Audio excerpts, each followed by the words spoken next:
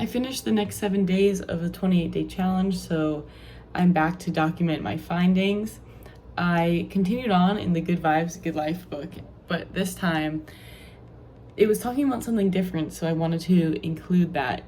One of the sections I read was about money and greed, which I thought was a change up from the usual concepts about self-improvement and self-love, and they were talking about how money is an interesting concept and how the concept of money is neither good nor bad. It is just a label that each individual person puts on it and how it does not have to be the same for everybody. And I related this to myself because I have a negative stigma around money because of the way that I grew up. But the concept that was being put forth by King in this was that money can be viewed in a positive light if you focus your mind on prosperity and believing and allowing wealth to flow to you. So I thought that part was interesting.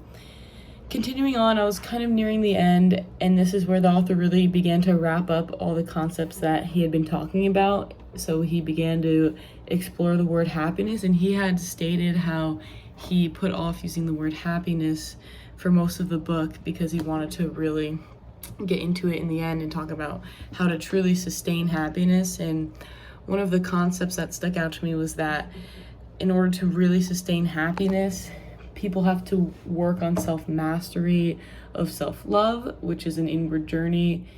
And all of these concepts from the book are just takeaways that I can use in my daily life. So I thought this was an important one to document as well. And since I finished that book, I started another one, which was called This I Believe.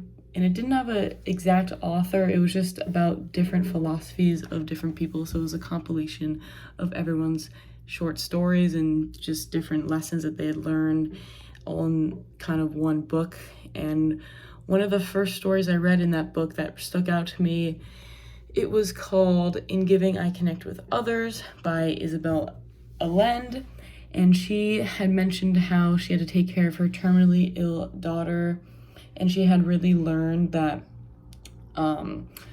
there is no point in having experience, knowledge, or talent if you're not going to be there to pass that forward and give it forward, because her daughter was a selfless person who worked many acts of services. So her mother, the mother just learned from her daughter that you need to pass these experiences forward in order to kind of feel self-fulfilled. And every time that she gives now in her future life after her daughter passed away, she feels the spirit of her daughter inside of her, so it's easy for her to keep going with that. And lastly, another story in the This I Believe book that stuck out to me was one called The Connection Between Strangers by Miles Goodwin.